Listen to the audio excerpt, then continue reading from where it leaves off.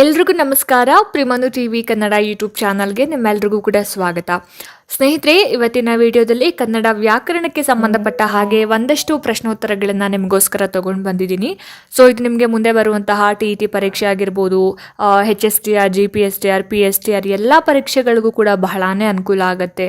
ಹಾಗಾಗಿ ಯಾರೆಲ್ಲ ಈ ವಿಡಿಯೋನ ನೋಡ್ತಾ ಇದ್ದೀರಾ ಎಲ್ಲೂ ಕೂಡ ಸ್ಕಿಪ್ ಮಾಡದೆ ಪೂರ್ತಿ ವಿಡಿಯೋನ ನೋಡಿ ಅಂತ ಹೇಳ್ತಾ, ಸೊ ಬನ್ನಿ ಜಾಸ್ತಿ ತಡ ಮಾಡೋದು ಬೇಡ, ಆದಷ್ಟು ಬೇಗ ಇವತ್ತಿನ ವಿಡಿಯೋದ ಮೊದಲನೇ ಪ್ರಶ್ನೆ ಏನಿದೆ ಅಂತ ನೋಡ್ಕೊಂಬರೋಣ. ಸ್ನೇಹಿತರೆ, ಮೊದಲನೇ ಪ್ರಶ್ನೆ ಈ ರೀತಿ ಇದೆ. ಅವನು ಪುಸ್ತಕವನ್ನು ಓದಿದನು. ಈ ವಾಕ್ಯದಲ್ಲಿ ಇರುವಂತಹ ಕರ್ತೃಕಾರಕ ಪದ ಯಾವುದು ಅಂತ ಕೇಳಿದ್ದಾರೆ. ಸೊ ಇಲ್ಲಿ ಅವನು ಪುಸ್ತಕವನ್ನು ಓದಿದನು ಅಂತ ಪದ ಇದೆಯಲ್ಲ, ಇದರಲ್ಲಿ ಯಾವುದು ಕರ್ತೃಕಾರಕ? ಸೊ ಆಯ್ಕೆಗಳನ್ನ ನೀವು ಸ್ಕ್ರೀನ್ ಮೇಲೆ ನೋಡ್ತಾ ಇದ್ದೀರಿ. ಸರಿಯಾಗಿರುವಂತಹ ಉತ್ತರ ಏನಪ್ಪ ಅಂತ ಹೇಳಿದ್ರೆ ಆಯ್ಕೆ 3 ನೋಡಿ. ಇಲ್ಲಿ ಅವನು ಅನ್ನೋದು ಇದನ್ನ ನಾವು ಕರ್ತೃಕಾರಕ ಅಂತ ಹೇಳ್ಬೋದು. ಯಾಕೆ ಅಂದ್ರೆ, ಸೊ ಈ ಒಂದು ವಾಕ್ಯದಲ್ಲಿ ಕ್ರಿಯೆಯನ್ನ ಮಾಡುವಂತಹ ಒಂದು ಪದವನ್ನ ನಾವು ಕರ್ತೃಕಾರಕ ಅಂತ ಹೇಳಿ ಕರಿತೀವಿ ಅಲ್ವಾ? ಸೊ ಇಲ್ಲಿ ಯಾರು ಕ್ರಿಯೆಯನ್ನ ಮಾಡ್ತಾ ಇದ್ದಾರೆ? ಅವನು. ಯಾವ ಕ್ರಿಯೆಯನ್ನ ಮಾಡ್ತಾ ಇದ್ದಾರೆ? ಪುಸ್ತಕವನ್ನ ಓದಿದರು. ಸೊ ಓದಿದನು ಅದೊಂದು ಕ್ರಿಯೆ. ಇಲ್ಲಿ ಅವನು ಅನ್ನೋದು ಏನಾಗುತ್ತೆ? ಕರ್ತೃಕಾರಕ ಆಗುತ್ತೆ. ಸೊ ಪುಸ್ತಕ ಅವನಿಂದ ಓದಲ್ಪಡ್ತಾ ಇದೆ, ಹಾಗಾಗಿ ಅವನು ಅನ್ನೋದು ಇಲ್ಲಿ ಏನಾಗ್ತಾ ಇದೆ? ಕರ್ತೃಕಾರಕ ಆಗ್ತಾ ಇರೋದ್ರಿಂದ ಇದಕ್ಕೆ ಆಪ್ಷನ್ 3 ಸರಿಯಾಗಿರುವಂತಹ ಉತ್ತರ ಆಗಿರುತ್ತೆ. ಸೊ ಕರ್ತೃಕಾರಕ ಯಾವುದು ಅಂದ್ರೆ ಅವನು. ಸೊ ಓದಿದನು ಅನ್ನೋದು ಒಂದು ಕ್ರಿಯೆಯನ್ನ ಇಂಡಿಕೇಟ್ ಮಾಡ್ತಾ ಇದೆ. ಸೊ ಹಾಗಾಗಿ ಆಪ್ಷನ್ 3 ಸರಿಯಾದ ಉತ್ತರ ಆಗಿರುತ್ತೆ. ಎರಡನೇ ಒಂದು ಪ್ರಶ್ನೆ, ಅಮೃತ ವಾಹಿನಿ ಪದ ಯಾವ ಸಂಧಿ ನಿಯಮಕ್ಕೆ ಉದಾಹರಣೆಯಾಗಿದೆ ಅಂತ ಪ್ರಶ್ನೆ ಕೇಳಿದ್ದಾರೆ. ಸೊ ಅಮೃತ ವಾಹಿನಿ ಯಾವ ಸಂಧಿಗೆ ಎಕ್ಸಾಂಪಲ್ ಆಗಿ ಕೊಡ್ಬೋದು ಅಂತ? ಲೋಪಸಂಧಿ, ಆಗಮ ಸಂಧಿ, ಗುಣಸಂಧಿ, ವೃದ್ಧಿ ಸಂಧಿ ಅಂತ ಇದೆ. ಸರಿಯಾಗಿರುವಂತಹ ಉತ್ತರ ಆಗಮ ಸಂಧಿ. ಸೊ ಹೇಗೆ ಆಗಮ ಸಂಧಿ? ನೋಡಿ, ಇಲ್ಲಿ ನಾನು ಅಮೃತ ಪ್ಲಸ್ ವಾಹಿನಿ ಅಂತ ಹೇಳಿ ಬರೀತೀನಿ. ಅಮೃತ ಪ್ಲಸ್ ವಾಹಿನಿ ಅಂತ ಹೇಳಿ. ಸೊ ಇಲ್ಲಿ ಅಮೃತ ವಾಹಿನಿನ ಬಿಡಿಸಿ ಬರೆದಾಗ ಈ ರೀತಿ ಆಗುತ್ತೆ, ಅಮೃತ ಪ್ಲಸ್ ವಾಹಿನಿ ಆಗುತ್ತೆ. ಇಲ್ಲಿ ಮೊದಲ ಪದದ ಕೊನೆಯಲ್ಲಿ ಇರುವಂತಹ ಸ್ವರ ಮತ್ತು ಎರಡನೇ ಪದದ ಮೊದಲಿನಲ್ಲಿ ಇರುವಂತಹ ವ್ಯಂಜನದ ನಡುವೆ ಏನ್ ಬರುತ್ತೆ? ವು ಅಂತಕ್ಕಂತಹ ಒಂದು ವರ್ಣ ಆಗಮ ಆಗುತ್ತೆ. ಸೊ ಹಾಗಾಗಿ ಇದನ್ನ ನಾವು ಆಗಮ ಸಂಧಿ ಅಂತ ಹೇಳಿ ಕರಿತೀವಿ. ನೆಕ್ಸ್ಟ್ ಮೂರನೇ ಒಂದು ಪ್ರಶ್ನೆ ನೋಡಿ, ಈ ರೀತಿ ಇದೆ. ತನು ಎಂಬ ಪದದ ತದ್ಭವ ರೂಪ ಯಾವುದು ಅಂತ ಕೇಳಿದ್ದಾರೆ. ಸೊ ಆಯ್ಕೆಗಳು ನೋಡಿ, ದೇಹ, ದನಿ, ಮೈ, ಸಸಿ ಅಂತ ಇದೆ. ಸರಿಯಾಗಿರುವಂತಹ ಉತ್ತರ ಏನಿರ್ಬೋದು ಹಾಗಾದ್ರೆ? ತನು ಅನ್ನುವಂತಹ ಒಂದು ಪದದ ತದ್ಭವ ರೂಪ ಆಪ್ಷನ್ 3 ಮೈ ಅನ್ನೋದು ಸರಿಯಾದ ಆನ್ಸರ್ ಆಗುತ್ತೆ. ಸೊ ಇಲ್ಲಿ ತನು ಅನ್ನೋದು ತತ್ಸಮ ಪದ ಆಗಿರುತ್ತೆ, ಅದರ ಒಂದು ತದ್ಭವ ರೂಪ ಮೈ ಆಗಿರುವಂಥದ್ದು. ಸೊ ತದ್ಭವ ಪದಗಳೇನಾಗುತ್ತೆ? ಸಂಸ್ಕೃತ ಪದಗಳಿಂದ ಕನ್ನಡಕ್ಕೆ ಬರಬೇಕಾದ್ರೆ ಕೆಲವೊಂದು ಅಂದರೆ ಅಲ್ಪ ಸ್ವಲ್ಪ ಬದಲಾವಣೆಗಳೊಂದಿಗೆ ಬರುತ್ತೆ. ಹಾಗಾಗಿ ಇಲ್ಲಿ ಆಪ್ಷನ್ 3 ನಾವೇನಂತ ಹೇಳಿ ಕರಿತೀವಿ? ತದ್ಭವ ಅಂತ ಹೇಳಿ ಕರೆಯುವಂಥದ್ದು. ನೆಕ್ಸ್ಟು 4ನೇ ಒಂದು ಪ್ರಶ್ನೆ, ತೊಗಲು ಎಂಬುದು ಯಾವ ರೀತಿಯ ಪದ ಅಂತ ಕೇಳಿದ್ದಾರೆ. ಸೊ ತೊಗಲು ಅನ್ನೋದು ಯಾವ ರೀತಿಯಾಗಿರುವಂತಹ ಪದ? ತತ್ಸಮ, ತದ್ಭವ, ದೇಶ್ಯ, ಅನ್ಯ ದೇಶ್ಯ ಅಂತ ಇದೆ. ಸರಿಯಾಗಿರುವಂತಹ ಉತ್ತರ ಏನು? ಆಯ್ಕೆ 2 ತದ್ಭವ ಪದ ಆಗಿರುವಂಥದ್ದು. ಆಯ್ತಾ? ಸೊ ತೊಗಲು ಅನ್ನೋದು ತ್ವಕ್ ಅನ್ನುವಂತಹ ಒಂದು ಸಂಸ್ಕೃತ ಮೂಲದಿಂದ ಬಂದಂತಹ ಒಂದು ತದ್ಭವ ಪದ. ಸೊ ತತ್ಸಮ ಮತ್ತೆ ತದ್ಭವಗಳೇನಿದಾವಲ್ಲ, ಸಂಸ್ಕೃತ ಮತ್ತೆ ಕನ್ನಡ ಭಾಷೆಗಳ ನಡುವಿನ ಪದಗಳ ಒಂದು ಪರಿವರ್ತನೆಯನ್ನು ನಮಗೆ ತೋರಿಸುತ್ತೆ. ಹಾಗಾಗಿ ಇಲ್ಲಿ ತೊಗಲು ಅನ್ನೋದು ಒಂದು ತದ್ಭವ ಪದ ಆಗಿರುವಂಥದ್ದು. 5ನೇ ಒಂದು ಪ್ರಶ್ನೆ ಈ ರೀತಿ ಇದೆ. ಮರ ಎಂಬ ಪದಕ್ಕೆ ಸರಿಯಾದ ಬಹುವಚನ ರೂಪ ಯಾವುದು ಅಂತ ಕೇಳಿದ್ದಾರೆ. ಸೊ ಮರ ಅನ್ನೋದಕ್ಕೆ ಪ್ಲೂರಲ್ ಫಾರ್ಮ್ ಅಂದರೆ ಬಹುವಚನ ರೂಪ ಯಾವುದು ಅನ್ನೋದು. ಆಯ್ಕೆ ಮರಗಳು 1, ಆಯ್ಕೆ 2 ಮರಗಳ, ಆಯ್ಕೆ 3 ಮರಗಳುಳ್ಳ, ಆಯ್ಕೆ 4 ಮರು ಅಂತ ಇದೆ. So answer ಏನಿದಕ್ಕೆ? ಎಸ್, ಆಯ್ಕೆ 1 ಮರಗಳು ಅನ್ನೋದು ಆನ್ಸರ್ ಆಗುತ್ತೆ. ಸೊ ಕನ್ನಡದಲ್ಲಿ ನಾಮಪದಗಳ ಬಹುವಚನ ರೂಪಗಳನ್ನು ಮಾಡಬೇಕಾದ್ರೆ ನಾವು ಗಳು ಅನ್ನುವಂತಹ ಒಂದು ಪ್ರತ್ಯಯವನ್ನು ಸೇರಿಸ್ತೀವಿ. ಇಲ್ಲಿ ಮರ ಅನ್ನೋದು ಏಕವಚನ ಪದಕ್ಕೆ, ಮರ ಅನ್ನುವಂತಹ ಒಂದು ಏಕವಚನ ಪದಕ್ಕೆ ಗಳು ಸೇರಿಸಿದಾಗ ಮರಗಳು ಅಂತ ಆಗತ್ತೆ. ಇದು ಸರಿಯಾಗಿರುವಂತಹ ಒಂದು ಬಹುವಚನ ರೂಪ ಆಗಿರೋದು. ನೆಕ್ಸ್ಟು 6ನೇ ಒಂದು ಪ್ರಶ್ನೆ ನೋಡಿ. ಕನ್ನಡಕ್ಕೆ ಒಂದು ಸಮ್ಮೇಳನ ಬೇಕಾಗಿದೆ. ಈ ವಾಕ್ಯದಲ್ಲಿ ಇರುವಂತಹ ವಿಭಕ್ತಿ ಪ್ರತ್ಯಯ ಯಾವುದು ಅಂತ ಪ್ರಶ್ನೆ ಕೇಳಿದ್ದಾರೆ. ಯಾವುದು ವಿಭಕ್ತಿ ಪ್ರತ್ಯಯ ಹಾಗಾದ್ರೆ ಈ ವಾಕ್ಯದಲ್ಲಿ ಇರೋದು? ಆಯ್ಕೆಗಳನ್ನ ನೋಡೋಣ. ಪ್ರಥಮ ವಿಭಕ್ತಿ, ಸಪ್ತಮಿ ವಿಭಕ್ತಿ, ಚತುರ್ಥಿ ವಿಭಕ್ತಿ, ಹಾಗೆಯೇ ತೃತೀಯ ವಿಭಕ್ತಿ ಅಂತ ಆಯ್ಕೆಗಳು.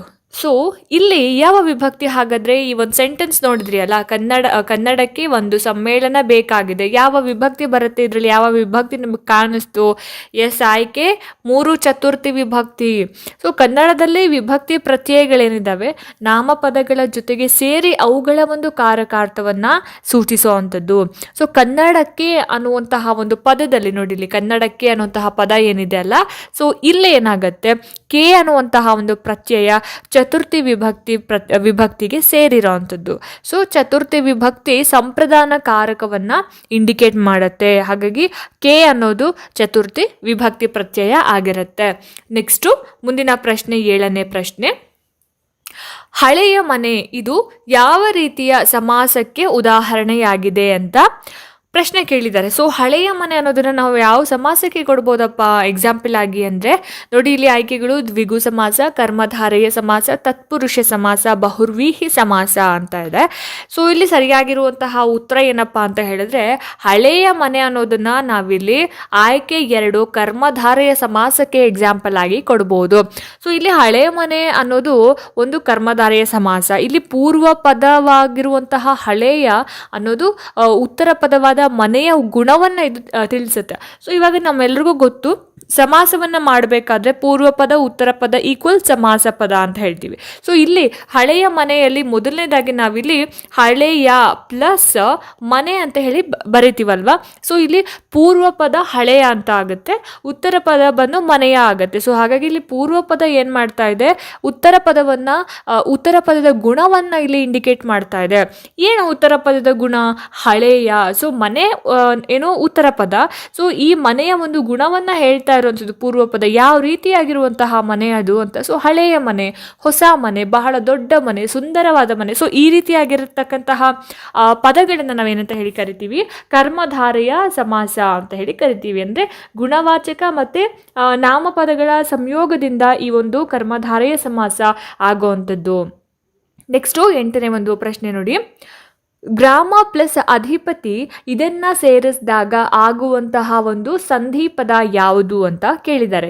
ಈ ಥರ ಎಲ್ಲ ಪ್ರಶ್ನೆ ಎಷ್ಟು ಚೆನ್ನಾಗಿದೆ ಅಲ್ಲ, ಬಹಳ ಸಿಂಪಲ್ ಆಗಿ ಅರ್ಥ ಮಾಡಿಕೊಂಡು ನಾವು ಬಿಡಿಸ್ಬೇಕಾಗಿರುವಂತಹ ಪದಗಳಾಗಿರುತ್ತೆ ಅಥವಾ ಸಂಧಿಗಳಾಗಿರುತ್ತೆ. ಅದಕ್ಕೋಸ್ಕರ ನಾನು ಪ್ರತಿ ಕನ್ನಡ ವ್ಯಾಕರಣ ವಿಡಿಯೋದಲ್ಲಿ ಕೂಡ ಹೇಳ್ತಾ ಇರ್ತೀನಿ ಸಂಧಿ ಸಮಾಸಗಳ ಬಗ್ಗೆ ಮತ್ತಷ್ಟು ತಿಳ್ಕೊಳ್ಳಿ ಅಂತ. ಸೊ ನಾನು ನನ್ನ ಒಂದು ಚಾನಲಲ್ಲಿ ಸಪ್ರೇಟ್ ಕನ್ನಡ ವ್ಯಾಕರಣ ಕಡ್ಡಾಯ ಕನ್ನಡ ಅಂತಲೇ ಪ್ಲೇ ಲಿಸ್ಟ್ ಮಾಡಿದ್ದೀನಿ. ಅಲ್ಲಿ ನಿಮಗೆ ಬೇಕಾಗಿರುವಂತಹ ಎಲ್ಲ ರೀತಿಯಾದ ಕನ್ನಡ ವ್ಯಾಕರಣ ಆಗಿರ್ಬೋದು, ಹಾಗೆಯೇ ಸಮಾಸಗಳು, ಸಂಧಿಗಳು, ಪತ್ರಲೇಖನ, ನುಡಿಗಟ್ಟು ಎಲ್ಲವೂ ನಿಮಗೆ ಸಿಗ್ತಾ ಹೋಗುತ್ತೆ. ಸೊ ಇಲ್ಲಿ ಗ್ರಾಮ ಪ್ಲಸ್ ಅಧಿಪತಿ ಅನ್ನೋದನ್ನ ನಾವು ಯಾವ ಸಂಧಿಗೆ ನಾವು ಎಕ್ಸಾಂಪಲ್ ಆಗಿ ಕೊಡಬಹುದು ಅಂದ್ರೆ ಯಾವ ರೀತಿಯಂತಹ ಸಂಧಿ ಆಗುತ್ತೆ ಅಂತ ಕೇಳಿದ್ದಾರೆ. ಗ್ರಾಮ ಪ್ಲಸ್ ಅಧಿಪತಿ ನೋಡಿ, ಇಲ್ಲಿ ಆಯ್ಕೆ 1, 2, 3, 4. ಸೊ ಈ 4 ಆಯ್ಕೆಗಳಲ್ಲಿ ಸರಿಯಾಗಿರುವಂತಹ ಉತ್ತರ ಏನಿರ್ಬೋದು, ಗ್ರಾಮ ಪ್ಲಸ್ ಅಧಿಪತಿ ಗ್ರಾಮಾಧಿಪತಿ ಆಗುತ್ತೆ. ಸೊ ಗ್ರಾಮಾಧಿಪತಿ. ಸೊ ಇಲ್ಲಿ 2ನೇ ಆಯ್ಕೆ ನೋಡಿ, ಗ್ರಾಮದ ಅಧಿಪತಿ ಅಂತ ಕೊಟ್ಟಿದ್ದಾರೆ, ಇದು ರಾಂಗ್ ಆಗುತ್ತೆ. 3ನೇ ಆಯ್ಕೆ ನೋಡಿ, ಗ್ರಾಮಾಧಿಪತಿ ಅಂತ ಕೊಟ್ಟಿದ್ದಾರೆ, ಇದು ರಾಂಗ್ ಆಗುತ್ತೆ. 4ನೇ ಆಯ್ಕೆ ಗ್ರಾಮಪತಿ ಅಂತ ಕೊಟ್ಟಿದ್ದಾರೆ, ಇದು ಕೂಡ ರಾಂಗ್ ಆಗುತ್ತೆ. ಸೊ ಇಲ್ಲಿ ಗ್ರಾಮ ಪ್ಲಸ್ ಅಧಿಪತಿ ಗ್ರಾಮಾಧಿಪತಿ. ಇಲ್ಲಿ ಯಾವ ಸಂಧಿಗೆ ನಾವು ಇದನ್ನ ಎಕ್ಸಾಂಪಲ್ ಆಗಿ ಕೊಡ್ಬೋದು, ಸವರ್ಣ ದೀರ್ಘ ಸಂಧಿ ಅಂತ ನಾವು ಇಲ್ಲಿ ಗ್ರಾಮಾಧಿಪತಿ ಪದವನ್ನ ಹೇಳ್ಬೋದು. ನೆಕ್ಸ್ಟು ಮುಂದಿನ ಪ್ರಶ್ನೆ, 9ನೇ ಪ್ರಶ್ನೆ ನೋಡಿ, ನದಿ ಪದದ ವಿರುದ್ಧಾರ್ಥಕ ಪದ ಯಾವುದು ಅಂತ ಕೇಳಿದ್ದಾರೆ. ಏನು ನದಿ ಪದದ ಒಂದು ಆಪೋಸಿಟ್ ವರ್ಡ್ ಏನು ಅನ್ನೋದು ಪ್ರಶ್ನೆ. ಸೊ ಇಲ್ಲಿ ಆಯ್ಕೆಗಳನ್ನ ಕೊಟ್ಟಿದ್ದಾರೆ ನೋಡಿ, ಇಲ್ಲಿ ಸಮುದ್ರ, ಹಳ್ಳ, ಬಾವಿ, ನಿರ್ದಿಷ್ಟ ವಿರುದ್ಧಾರ್ಥಕ ಪದ ಇಲ್ಲ ಅಂತ ಹೇಳಿ ಕೊಟ್ಟಿದ್ದಾರೆ. ಹಾಗಾದ್ರೆ ಸರಿಯಾಗಿರುವಂತಹ ಉತ್ತರ ಏನಿರ್ಬೋದು? ಹಾಗಾದ್ರೆ ನದಿ ಅನ್ನುವಂತಹ ಒಂದು ಪದದ ವಿರುದ್ಧಾರ್ಥಕ ಪದ ಆಯ್ಕೆ 4 ನೋಡಿ, ನಿರ್ದಿಷ್ಟ ವಿರುದ್ಧಾರ್ಥಕ ಪದ ಇಲ್ಲ ಅನ್ನೋದು ಈ ಒಂದು ನದಿ ಪದದ ವಿರುದ್ಧಾರ್ಥಕ ಪದಕ್ಕೆ ಉದಾಹರಣೆ ಅಂದ್ರೆ ಉತ್ತರ. ಯಾಕೆ ಅಂದ್ರೆ ನದಿ ಪದಕ್ಕೆ ಯಾವುದೇ ಒಂದು ನಿರ್ದಿಷ್ಟವಾಗಿರುವಂತಹ ಆಪೋಸಿಟ್ ವರ್ಡ್ ಇಲ್ಲ. ಸೊ ವಿರುದ್ಧಾರ್ಥಕ ಪದಗಳು ಒಂದು ಪದದ ಸಂಪೂರ್ಣ ವಿರುದ್ಧ ಅರ್ಥವನ್ನು ಕೊಡಬೇಕು. ಆದರೆ ಇಲ್ಲಿ ನದಿಗೆ ಆ ರೀತಿಯಾಗಿರುವಂತಹ ಒಂದು ಪದ ಕನ್ನಡದಲ್ಲಿ ಲಭ್ಯ ಇಲ್ಲದೆ ಇರೋ ಕಾರಣ ನದಿ ಪದಕ್ಕೆ ನಾವು ಯಾವುದೇ ರೀತಿಯಾದಂತಹ ವಿರುದ್ಧ ಪದ ಇಲ್ಲ ಅಂತಲೇ ಹೇಳಬೇಕಾಗತ್ತೆ. ಸೊ ನದಿ ಸಮುದ್ರ ಅಂತ ಹೇಳೋಕ್ಕಾಗಲ್ಲ, ನದಿ ಹಳ್ಳ ಅಂತ ಹೇಳೋಕ್ಕಾಗಲ್ಲ, ಹಾಗೆಯೇ ನದಿ ಬಾವಿ ಅಂತಲೂ ಹೇಳೋಕ್ಕಾಗಲ್ಲ. ಸೊ ಹಾಗಾಗಿ ಆಯ್ಕೆ 4 ಇಲ್ಲಿ ಸರಿಯಾಗಿರುವಂತಹ ಉತ್ತರ ಆಗಿರುತ್ತೆ. ನೆಕ್ಸ್ಟು 10ನೇ ಒಂದು ಪ್ರಶ್ನೆ, ಕರುಳು ಎಂಬ ಪದದ ತದ್ಭವ ರೂಪ ಯಾವುದು ಅಂತ ಕೇಳಿದ್ದಾರೆ. ಸೊ ಕರುಳು ಪದ ಯಾವ ಯಾವ ತದ್ಭವ ರೂಪವನ್ನು ಹೊಂದಿದೆ? ಆ ಆಯ್ಕೆಗಳನ್ನ ನೋಡಿ. ಹೃದಯ, ಕರು, ಅರುಳು, ಕಳ್ ಅಂತ ಇದೆ. ಸರಿಯಾಗಿರುವಂತಹ ಉತ್ತರ ಏನಿರ್ಬೋದು ಹಾಗಾದರೆ? ಆಯ್ಕೆ 1, 2, 3, 4. ಆಯ್ಕೆ 4 ನೋಡಿ, ಇಲ್ಲಿ ಕಳ್ಳ ಅನ್ನೋದು ಸರಿಯಾಗಿರುವಂತಹ ಉತ್ತರ ಆಗಿರುತ್ತೆ. ಸೊ ಕರುಳು ಎಂಬುದು ತದ್ಭವ ಪದ. ಇಲ್ಲಿ ನೋಡಿ, ಇಲ್ಲಿ ಕರುಳು ಅನ್ನೋದು ತದ್ಭವ ಪದ ಆಗಿರುತ್ತೆ. ಸೊ ಇದರ ಒಂದು ತತ್ಸಮ ರೂಪ ಅಂತಂದರೆ ಕಳ್ಳ ಅನ್ನೋದು. ಹಾಗಾಗಿ ಕಳ್ಳ ಅಂತಕ್ಕಂಥದ್ದು ಹಳೆಗನ್ನಡದ ರೂಪ ಆಗಿರುತ್ತೆ. ಸೊ ಹಾಗಾಗಿ ಇದಕ್ಕೆ ನಾವು ಆಯ್ಕೆ 4 ಕಳ್ಳ ಅನ್ನೋದನ್ನು ಸರಿಯಾಗಿ ಇರುವಂತಹ ಆನ್ಸರ್ ಅಂತ ಹೇಳಿ ಕನ್ಸಿಡರ್ ಮಾಡಬೇಕು. ಮುಂದಿನ ಒಂದು ಪ್ರಶ್ನೆ, 11ನೇ ಪ್ರಶ್ನೆ. ಊರು ಎಂಬ ಪದಕ್ಕೆ ಸರಿಯಾದ ದೇಶೀಯ ಪದ ಯಾವುದು ಅಂತ ಕೇಳಿದ್ದಾರೆ. ಸೊ ನೋಡಿ, ಇಲ್ಲಿ ಆಯ್ಕೆಗಳು ಈ ರೀತಿ ಇದೆ: ನಗರ, ಗ್ರಾಮ, ಪೇಟೆ. ಇವು ಯಾವುದು ಅಲ್ಲ ಅಂತ. ಏನಿರ್ಬೋದು ಹಾಗಾದರೆ ಆನ್ಸರು? ಎಸ್, ಆಯ್ಕೆ 4 ಇವು ಯಾವುದೂ ಅಲ್ಲ. ಸೊ ಊರು ಅಂತಕ್ಕಂಥದ್ದು ಒಂದು ಶುದ್ಧವಾದ ಕನ್ನಡ ಪದ ಆಗಿರುತ್ತೆ. ಇಲ್ಲಿ ತತ್ಸಮ ತದ್ಭವ ಅಥವಾ ಅನ್ಯ ದೇಶದ ವ್ಯಾಕರಣದ ಅಡಿಯಲ್ಲಿ ಇದು ದೇಶೀಯ ಪದಕ್ಕೆ ಎಕ್ಸಾಂಪಲ್ ಆಗಿ ಇರುವಂಥದ್ದು. ಯಾವುದೇ ರೀತಿಯಂತಹ ಒಂದು ಏನು ಹೇಳ್ತೀರಿ, ಇಲ್ಲಿ ಕೊಟ್ಟಿರುವಂತಹ ಒಂದು ದೇಶೀಯ ಪದಕ್ಕೆ ನಾವು ಇದನ್ನು ಊರು ಅನ್ನೋದನ್ನ ಪದವನ್ನು ತಗೊಳಕ್ಕಾಗಲ್ಲ. ಹಾಗಾಗಿ ದೇಶೀಯ ಪದಗಳು ಕನ್ನಡಕ್ಕೆ ಮೂಲದಿಂದ ಬಂದ ಪದಗಳಾಗಿರೋದ್ರಿಂದ, ಕನ್ನಡದೇ ಪದಗಳಾಗಿರೋದ್ರಿಂದ ಇದನ್ನು ನಾವು ಇದು ಯಾವುವೂ ಅಲ್ಲ ಅಂದರೆ ನಗರ, ಗ್ರಾಮ, ಪೇಟೆ ಇದು ಯಾವುದನ್ನು ಕೂಡ ನಾವು ಹೇಳೋಕ್ಕಾಗಲ್ಲ. ಹಾಗಾಗಿ ಆಯ್ಕೆ 4 ಇವು ಯಾವುವು ಅಲ್ಲ ಅನ್ನೋದನ್ನು ನಾವು ಆನ್ಸರ್ ಅಂತ ಹೇಳಿ ಕನ್ಸಿಡರ್ ಮಾಡ್ಬೋದು. 12ನೇ ಪ್ರಶ್ನೆ ನೋಡಿ. ಕೆಂಬಣ್ಣ ಪದವನ್ನು ಬಿಡಿಸಿ ಬರೆದಾಗ ಆಗುವಂತಹ ಒಂದು ಸಮಾಸ ಯಾವುದು ಅಂತ ಕೇಳಿದ್ದಾರೆ. ಯಾವುದು?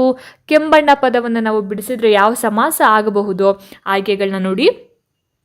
ಕರ್ಮಧಾರಯ ಸಮಾಸ, ದ್ವಿಗು ಸಮಾಸ, ತತ್ಪುರುಷ ಸಮಾಸ, ಕ್ರಿಯಾ ಸಮಾಸ ಅಂತ ಇದೆ. ಸರಿಯಾಗಿರುವಂತಹ ಉತ್ತರ ಏನಪ್ಪ ಅಂತ ಹೇಳಿದ್ರೆ ಆಯ್ಕೆ 1 ಕೆಂಪಾದ ಬಣ್ಣ ಪ್ಲಸ್ ಬಣ್ಣ ಈಕ್ವಲ್ಸ್ ಕರ್ಮಧಾರಯ ಸಮಾಸ. ಸೊ ಇಲ್ಲಿ ಬಣ್ಣ ಯಾವ ಕಲರ್ ಇದೆಯಾ, ಹೇಗಿದೆ ಅನ್ನೋದನ್ನ ಹೇಳ್ತಾ ಇದೆ. ಆ ಬಣ್ಣದ ಒಂದು ಗುಣ ಹೇಗಿದೆ ಅನ್ನೋದನ್ನ ಹೇಳ್ತಾ ಇದೆ. ಕೆಂಪಾದ ಒಂದು ಬಣ್ಣ ಆಗಿರುತ್ತೆ. ಸೊ ಇಲ್ಲಿ ಪೂರ್ವ ಪದ ಗುಣವಾಚಕವಾಗಿರುತ್ತೆ, ಉತ್ತರ ಪದ ಗುಣವನ್ನು ವಿವರಿಸುತ್ತೆ.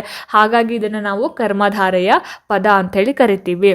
ನೆಕ್ಸ್ಟು 13ನೇ ಒಂದು ಪ್ರಶ್ನೆ ನೋಡಿ. ಇಲ್ಲಿ ಅಂದ ಪ್ಲಸ್ ಆಡು ಪದಗಳನ್ನು ಸೇರಿಸಿದಾಗ ಯಾವ ಸಂಧಿ ಆಗುತ್ತದೆ ಅಂತ ಪ್ರಶ್ನೆ ಕೇಳಿದ್ದಾರೆ. ಅಂದ ಪ್ಲಸ್ ಆಡು ಯಾವ ಸಂಧಿ ಆಗುತ್ತೆ ಹಾಗಾದ್ರೆ? ಇದನ್ನ ಸೇರಿಸಿ ಬರೆದಾಗ ನೋಡಿ, ಇಲ್ಲಿ ಆಪ್ಷನ್ 1 ಆಗಮ, ಆಪ್ಷನ್ 2 ಲೋಪ, ಆಪ್ಷನ್ 3 ವೃದ್ಧಿ ಸಂಧಿ, ಆಪ್ಷನ್ 4 ಗುಣ ಸಂಧಿ ಅಂತ. ಸರಿಯಾಗಿರುವಂತಹ ಉತ್ತರ ಆಯ್ಕೆ 2 ಲೋಪ ಸಂಧಿ ಆಗುತ್ತೆ. ಹೇಗೆ ಲೋಪ ಸಂಧಿ ಅಂತ ಕೇಳ್ಬೋದು. ಸೊ ನೋಡಿ, ಇಲ್ಲಿ ಅಂದ ಪ್ಲಸ್ ಆಡು ಪದಗಳನ್ನು ಸೇರಿಸಿದಾಗ ಅಂದಾಡು ಅಂತ ಆಗುತ್ತೆ. ಸೊ ಇಲ್ಲಿ ಮೊದಲ ಪದದ ಕೊನೆಯ ಸ್ವರ ಅಂದ ಬರುತ್ತಲ್ವಾ. ಸೊ ನೋಡಿ, ಇಲ್ಲಿ ಮೊದಲ ಪದದ ಕೊನೆಯ ಸ್ವರ ಬರುತ್ತೆ. ಆ್ಯಂಡ್ ನಂತರದ ಪದ ಎರಡನೇ ಪದದ ಮೊದಲ ಅಕ್ಷರ ಯಾವ್ದು ಬಂದಿದೆ? ಬಂದಿದೆ. ಆಯಿತಾ? ಸೊ ಮೊದಲ ಪದದ ಕೊನೆಯ ಸ್ವರ ಲೋಪವಾಗಿ ನಂತರ ಪದದ ಸ್ವರದೊಂದಿಗೆ ಸೇರ್ಕೊಂಡಿದೆ. ಹಾಗಾಗಿ ಇದನ್ನು ನಾವು ಲೋಪಸಂಧಿ. ಅಂದ ಪ್ಲಸ್ ಆಡು ಅಂದಾಡು. ಸೊ ಇಲ್ಲಿ ಈ ಸ್ವರ ಅನ್ನೋದು ಲೋಪ ಆಗಿರೋದ್ರಿಂದ ಇದನ್ನು ನಾವು ಲೋಪಸಂಧಿ ಅಂತ ಹೇಳ್ತೀವಿ. ನೆಕ್ಸ್ಟು 14ನೇ ಒಂದು ಪ್ರಶ್ನೆ ನೋಡಿ. ಅರಸ ಎಂಬ ಪದದ ಸ್ತ್ರೀಲಿಂಗ ರೂಪ ಯಾವುದು ಅಂತ ಕೇಳಿದ್ದಾರೆ.